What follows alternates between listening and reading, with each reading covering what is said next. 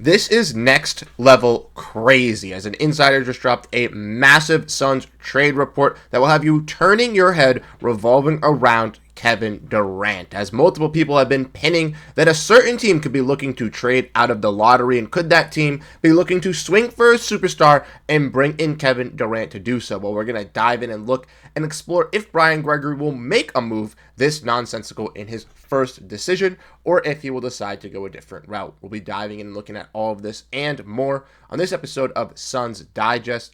I am Bruce Veliz, and you guys have been fantastic, showing your love and support on the channel with the daily uploads, letting us know your thoughts down below in the comment section. And with Suns news coming out daily, we're going to have all of it here for you guys here. So if you want to make sure you stay up to date on everything, make sure to continue to hit that subscribe button, as roughly 65% of you guys who watch these videos are not subscribed still. And you guys just keep seeing my beautiful face every single day talking about this Suns team, but aren't sticking around. So make sure to hit that subscribe button. Without further ado, though, we're going to dive in. We're going to dive into all of this news at hand today.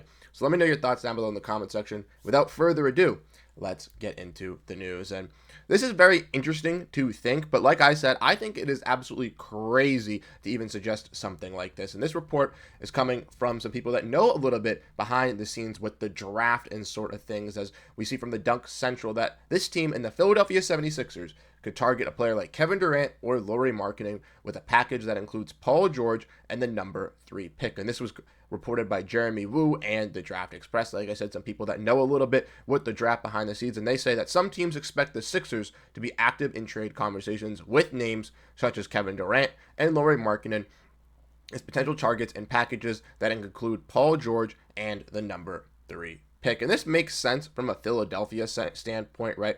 Obviously, they reset this year, had some injuries, but would like to go back with Tyrese Maxey, Jared McCain, Joel Embiid, and adding a player like Lauri Markkanen, someone they were interested in last season, or Kevin Durant would make sense for them to really make a push, especially in the Eastern Conference now with Jason Tatum getting injured. It looks like it might be a little bit more wide open, even if Giannis does leave as well. And that window could be open for the Sixers in a down year for them to really capitalize on a player in Kevin Durant. Durant has been absolutely fantastic. We saw this season for the Phoenix Suns 26.6 points, 6 rebounds, and 4.2 assists, while shooting 52% from the field and 43% from 3. He can get that job done and be a successful piece for this Sixers team if they want to go out and get him. But I think if you're the Phoenix Suns, that this is a disaster move, and I do not want the Phoenix Suns to be going into this. Now, we looked at this trade a little while back in a previous video, as Sam Quinn from CBS first really hit on this news with his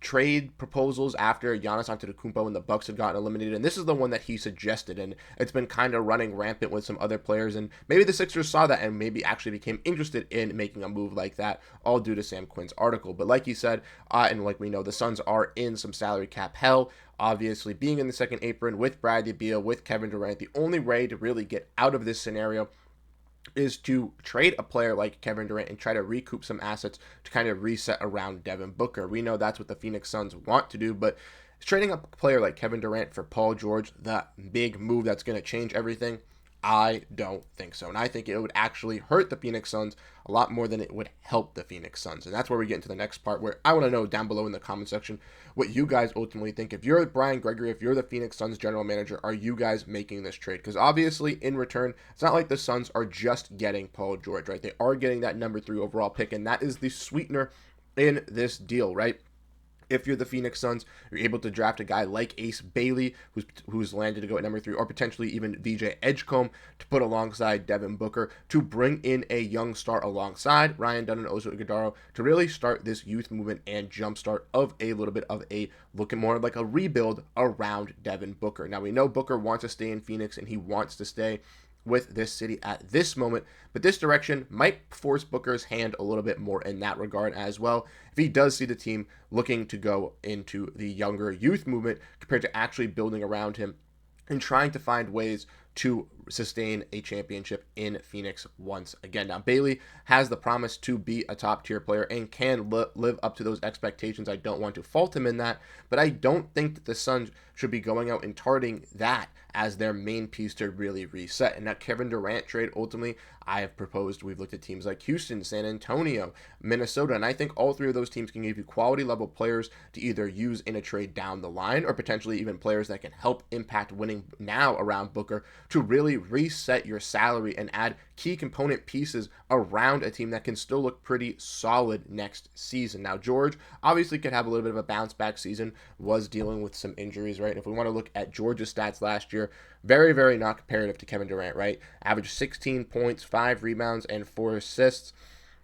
Less blocks, 1 more steal, and shot worse from 3 and from the field compared to Kevin Durant. And the other thing that was with George as well, not only added to the fact that he had worse stats, but he's a player that is going to be making $50 million, ladies and gentlemen, for this season, and 2 more added on top of that. We already know the Suns are in salary cap hell due to the fact that they already went and acquired a player like Bradley Beal, who had a similar contract with the player option, just with a no trade clause on top of that. Now, we all know the no trade clause definitely affects things a little bit more severely than obviously the player contract and a $50 million deal, but a player like Paul George, not only coming into this team alongside Devin Booker and Bradley Beal, could maybe help out with the roster fit because he can play some wing and fill in for Kevin Durant at that point.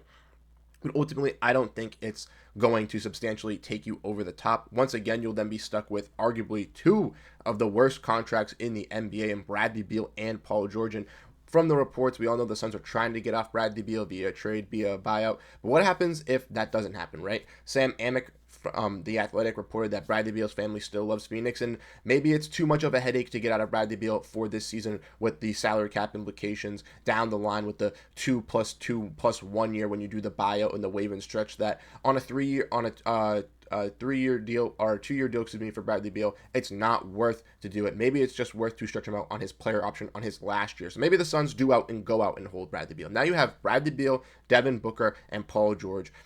I don't think that that's a good team regardless. Devin Booker and Paul George also don't have the great personal relationship, and obviously you could argue to put that aside for basketball. I think Devin Booker would do that arguably, and Paul George would do that arguably for the best of Phoenix, but this doesn't show to Devin Booker and to this organization and to these fans that you are going into that, reset, retool this, win now kind of motive where Matt Ishbia stated at the end of the season where this team is going to see multiple championships in Phoenix, right? That's not really signifying that. And I think from the Sixers as well, there's a little bit of a maybe move to really go all in, but what happens if it doesn't work out, right? What happens if Kevin Durant doesn't want to stay long term, or the injuries do still happen to guys like Embiid and certain of your surrounding cast? Then you are put in a hole where arguably you got off the Paul George contract, but how would have Ace Bailey and Jared McCain and Tyrese Maxey really looked with this core? And even if you did have those injuries, looking to move off of Paul George on a 2-year deal is a little bit easier, maybe even looking to potentially move off of Embiid. There are a lot more questions to be answered with Philadelphia, I think, in holding the pick, and I think for Phoenix ultimately kind of shying away from a trade like this arguably is the best motive. Maybe a team like Utah is interested, right? Maybe trying to move up from number 5 to 3, trying to swing a Lauri Markkanen and pick 5 for a pick 3 type of deal. That's something I could see happening. But I don't think the Phoenix Suns should be interested in this. I don't think this is a move Brian Gregory should make. And I know some fans obviously are intrigued by a player like Ace Bailey. They think that this reset could really help. But this is something that we're all trying to avoid with Devin Booker. Besides all the people that want to trade Devin Booker and go into this full reset, we don't really know, right, what Ace Bailey is going to pan out to be, right? Ace Bailey could be this lottery pick, top tier player that everyone thinks he's going to be, but he also could not. And that's the argument with, trading Devin Booker and getting all these draft picks is you're just trading ultimately for picks. You're not trading for actual players. You're not trading for wins. You're not trading for people that are actually impact. You're trading for the question mark of the possibility of if you hit on this pick, it could change the franchise. And there's a lot of ifs revolving around that with the Phoenix Suns. And there are already so many ifs revolving around this roster and what this team could already do. And I don't want to overcomplicate that anymore. Personally, I'm leaning no on this trade. Let me know your thoughts down below in the comment section. Once again, we have daily Suns content coming to you guys here for you every single day with at least one video.